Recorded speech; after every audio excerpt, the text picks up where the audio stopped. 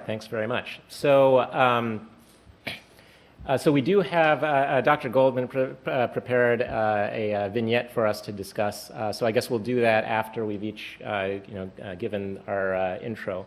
So I've been asked to take the position on this one. So thoracic radiation in extensive stage small cell lung cancer, and so I will be presenting the yes position. Again, my disclosures. So first of all, I think it's useful to just briefly go over what we mean by extensive stage small cell lung cancer. And of course, the working clinical definition that's been useful over the years has been the VA staging, but staging has been modernized in recent efforts. So the AJCC staging applies to both small cell and non-small cell. And so we should try to incorporate that into our thought process. So the NCCN has kind of tried to consolidate an updated definition, which limited stage, we're referring to really stage 1 to 3 small cell lung cancer that can safely be treated with definitive radiation doses. So this would still exclude T3s and 4s that are too extensive, like with multiple nodules and so on, that are too extensive to treat within a tolerable radiation plan. Whereas extensive stage, really we're talking about stage 4, AJCC stage 4 small cell lung cancer. So with that as the background for kind of a more modern context on the stage definitions. So in terms of the management of extensive stage small cell, this is the algorithm coming from the NCCN guidelines. And so for extensive stage small cell, after initial chemotherapy, you basically restage for a response assessment. And if there has been a response, as you can see in the extensive stage group, the algorithm says prophylactic cranial irradiation and thoracic radiation therapy. So there you go. The answer is yes. We can all stop early. But since I'm the sole radiation oncologist here on the panel, I'm going to take the rest of my 10 minutes to beat this point further into the ground. Okay.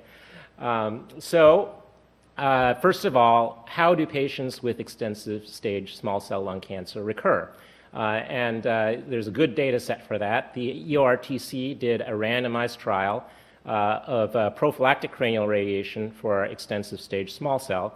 And so the primary result of that study, as you can see, so these are extensive stage small cell. They've had chemotherapy and they've responded pretty much to any degree as assessed by the individual investigators.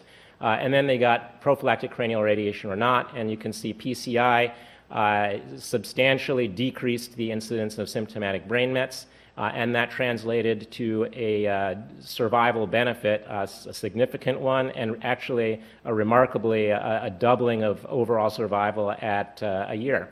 But in terms of patterns of failure, which is kind of the interesting discussion for the thoracic radiation, so going into that study, 76% of patients had residual intrathoracic or primary disease. But in terms of patterns of failure, about 90% of all those patients developed intrathoracic progression by a year. So failing in the chest is a highly prevalent way that these patients progress. And of course, failures in the chest are often quite symptomatic and life-threatening. Okay. So what data do we have for thoracic radiation in extensive stage small cell? So there are actually a couple of randomized trials that I'll talk about here.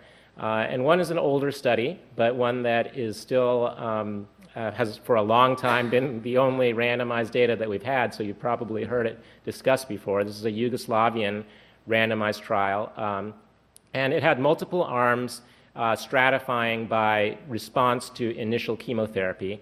To get into this, there could be no CNS metastases, and patients had to have good performance status and no pleural effusion, malignant or not, no effusion.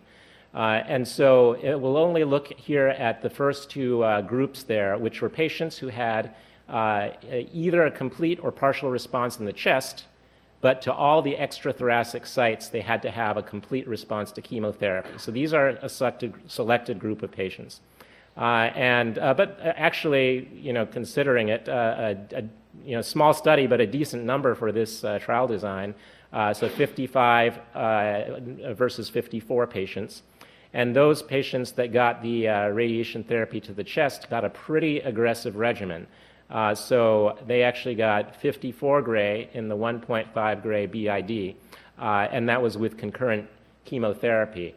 So that's one thing that makes this trial a little unusual. I mean, this is very aggressive therapy. If you will remember that the ECOG trial did 45 gray in BID fractionation for limited stage small cell, and that was actually considered the maximum tolerated dose of the combined chemoradiation. So this actually went beyond what in other studies have been the maximum tolerated dose. But having said that, these were the overall survival outcomes. And let's just focus for now on those two groups, 1 and 2. So these are those who had, again, complete response outside the chest, complete or partial response in the chest, and thoracic radiation or not. And the remarkable result was that in terms of median survival time, there was a 6-month improvement, and 5-year overall survival more than doubled, still not high, but there were 9% 5-year survivors in those patients who had thoracic radiation therapy. And so this never translated into very routine clinical practice, I think, because of some of the peculiarities of the study, but nevertheless, it's for a long time the only randomized data that have existed. So now, as Govindan mentioned, there's a recent publication, and this is the CREST trial that was published in Lancet last year. And this was a trial run throughout multiple sites in Europe.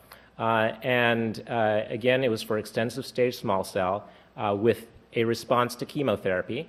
And all of the patients, because of the EORTC trial, all the patients got PCI, and it was randomized to thoracic radiation or not. I'm sorry, the text is pretty small there. But the thoracic radiation on that arm was 30 gray in 10 fractions, so a pretty modest dose of radiation. And then going into the trial, just to give you an idea of what this patient population was, so there were very few complete responders to the initial chemotherapy, about 5% on either arm. Most patients had a partial response by RECIST criteria. And then about, I think it was 20-some odd percent of patients had what was called a good response. So these didn't meet criteria for RECIST partial response, but were felt by the investigators nevertheless to represent a response. So a pretty broad, basically you eyeball it and say, did this patient respond or not? And if the answer was yes, they were eligible for the study. And so these are the results in terms of progression at the organ sites. Take a look at this. In terms of the thoracic progression, a pretty dramatic reduction in thoracic relapse as a first site of progression. So in the radiation arm, 42% versus 78% in the control arm. So remember that in the EORTC PCI study, about 90% of patients progressed in the chest. And on the control arm of this, it was about a little bit less than 80%. So these patients did a little bit better, but they did much better in terms of thoracic recurrences with the thoracic radiation, even to a modest dose. And then in terms of progression-free survival, there was an improvement. So that translated to a progression-free survival improvement. Again, that makes sense, considering how prevalent thoracic recurrences are. If you control that, that will improve progression-free survival. But in terms of overall survival, at the 1-year time point, there was a slight difference, but it was not statistically significantly different. But by 2 years, there was a statistically significant difference in overall survival. So that progression-free survival in the chest translated to an overall survival benefit by the time it was 2 years from the treatment. So there has been one other randomized trial. It was a randomized phase 2 trial. This is the RTOG 0937 trial. And this was for a kind of a peculiar or a particular group of patients, which is basically oligometastatic extensive stage small cell. So they could only have a limited number, 1 to 4 sites of extrathoracic disease, no CNS metastases. And they were randomized between everyone got PCI and initial chemotherapy. Those that responded everyone got PCI, and then it was randomized to thoracic radiation, but that was to the chest and all sites of oligometastatic disease. Unfortunately, this trial has closed early, so a planned accrual was 154. And as of the fall last year, about half of that had been accrued, but it was at a rate that was about a third of what was planned. Because of a planned interim analysis, the trial was closed in February, and all we know is that the planned interim analysis showed futility to meet the primary endpoint. So one could say, well, there's a negative result, right? But if you look at what the primary endpoint was supposed to be, they were powering this study to detect a 50% improvement in 1 year overall survival. That's a huge difference to expect, even kind of the dramatic results from the Yugoslavian study, there was not a 50% improvement in survival at 1 year, and neither was there in the CREST trial. So in retrospect, unfortunately, this trial was kind of doomed to failure in a sense. So I'm just bringing this up to discount this as negative data for thoracic radiation. Okay. In conclusion, even after a response to chemotherapy, thoracic recurrence is very common in the 80 to 90% range. And I would argue that, like brain metastases, thoracic recurrences tend to be symptomatic and life-threatening. And then, just like PCI, thoracic radiation substantially and statistically significantly decreases recurrences in a site that's highly likely to develop symptomatic disease. And now we've seen in 2 randomized trials that this has improved overall survival. So it's translated to improved survival, and one of these studies was a large modern multi-institutional trial. Based on that, I would argue that thoracic radiation is now standard following chemo response in extensive stage small cell lung cancer. And so again, that is how it has become a recommendation on the NCCN algorithm. Thank you.